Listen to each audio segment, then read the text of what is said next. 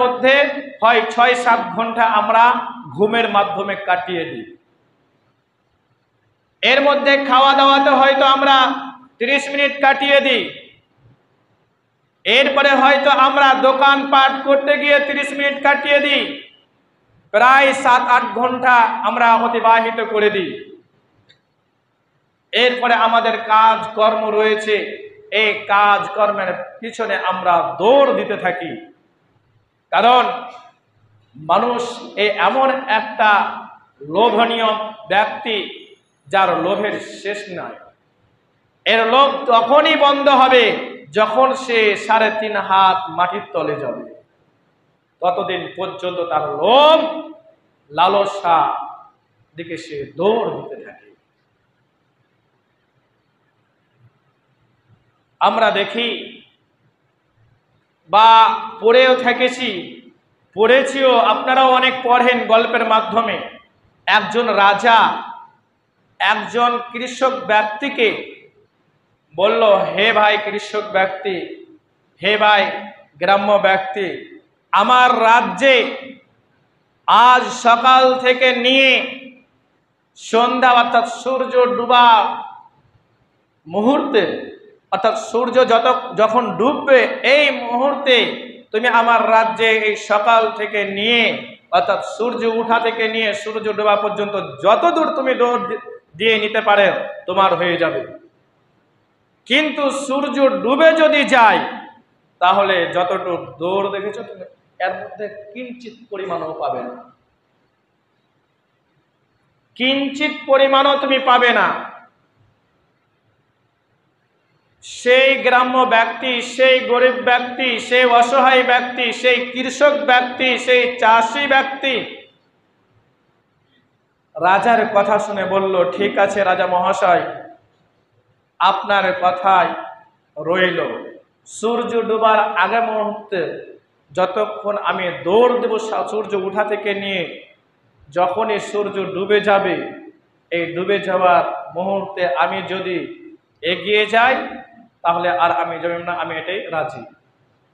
সেই কৃষক ব্যক্তি রাজার কথা শুনে সূর্য উঠা থেকে নিয়ে দৌড় দিল, ক্রোশ হাঁটে, দৌড় লাগায়, থামে, বসে। এই রকম অবস্থায় সূর্য ডুবা ডুবা অবস্থায় একটা সে এলের উপরে দাঁড়িয়েছে। এরপরে সে ভাবছে, এতটুকু তো আমি দৌড় দিয়ে এলাম, এতটা তো আমি অনেকটা এগিয়ে এসেছি, আর একটু যদি যাই সূর্য তো ডুবতে অনেক বাকি রয়েছে অল্প, তাহলে আমি এক দৌড়ে ওই এলের উপরে উঠে যাব, আমার এই এল হয়ে গেলে আর আমি চাই না।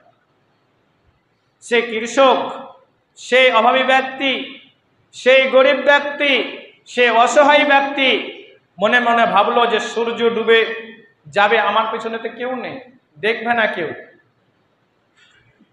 এরপরে সে দৌড় দিল, আর যেমনি এল থেকে আর এক এলে যাবে এর মধ্যবর্তী অবস্থায় যেমন সে গিয়েছে সূর্য ডুবে গিয়েছে। এরপরে সে আবার দৌড় দিল, দিয়ে সে আর একটা এলের উপরে উঠল। আর রাজা তো খবরটা কাউকে গোপনীয় দিয়েছে। রাজার কাছে আসলো সন্ধ্যার পরে, রাজাকে এসে বলে, রাজা মহাশয়, আমি এত দূর পর্যন্ত দৌড় দিয়েছি। রাজা একটাই কথা বলল, আমি সব কিছু জানি, সব কিছু শুনেছি, ফলে তো তোমার সাথে একটাই শর্ত ছিল, একটা শর্ত, সূর্য ডুবে গেলেই তোমাকে এলের উপরে উঠতে হবে, কিন্তু তুমি মাঠের মধ্যেখানে ছিলে, এলে উঠতে পারো না। এরপরেও তুমি দৌড় দিয়ে সূর্য ডুবার পরেও তুমি দৌড় দিয়ে এলে উঠেছো। অতএব তুমি যতটুকু দৌড় পরিশ্রম কঠোরতা দিয়ে তুমি তোমার পরিশ্রমটাকে করেছো, সেই পরিশ্রম তোমার ব্যর্থ, শেষ হয়ে গিয়েছে। আজ মানুষ আমরা সেইরূপ, আমাদের লোভ এতটা যে আল্লাহ রাব্বুল আলামিন আমাদেরকে 24টা ঘন্টা 24 ইয়ার্স 24 ঘন্টা সময় দিলেন। এই 24 ঘন্টার মধ্যে আল্লাহ রাব্বুল আলামিন বেঁধে দিলেন যে তোমাদের উপরে ওর কোনো কিছু চাপ নয়, আমি তোমাদেরকে সৃষ্টি করেছি, ওমা খলাকতুল জিন্না ওয়াল ইনস ইল্লা লিয়াবুদুন।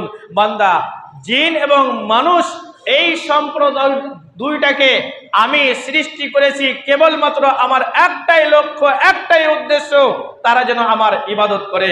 ইল্লা, কেবল লিয়াবুদুন, তারা যেন আমার ইবাদত করে, আমাকে স্মরণ করে, আমার নাম জপে, আমার নামে তসবিহ পড়ে, আমার পবিত্রতা বর্ণনা করে, আমাকে সাজদা করে। এতটুকু তোমাদেরকে আমি একটা শর্ত দিয়েছি যে বান্দা তুমি সিজদা করো জমিনে, তুমি আমার নিকটবর্তী বান্দা হয়ে যাবে। ফাসজুদ ওয়াক্তারিব, তুমি জমিনের বুকে সিজদা মারো, সিজদা মারার সঙ্গে সঙ্গে তুমি আমার নিকটবর্তী বান্দা হয়ে যাবে, তুমি আমার সম্মানিত ব্যক্তি হয়ে যাবে।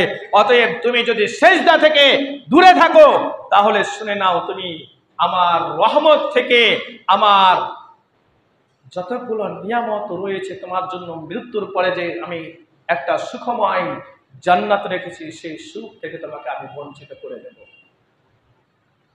আজ আমাদের লোভ এতটুকু, আমাদের জীবনে হয়তো যুবক অবস্থায়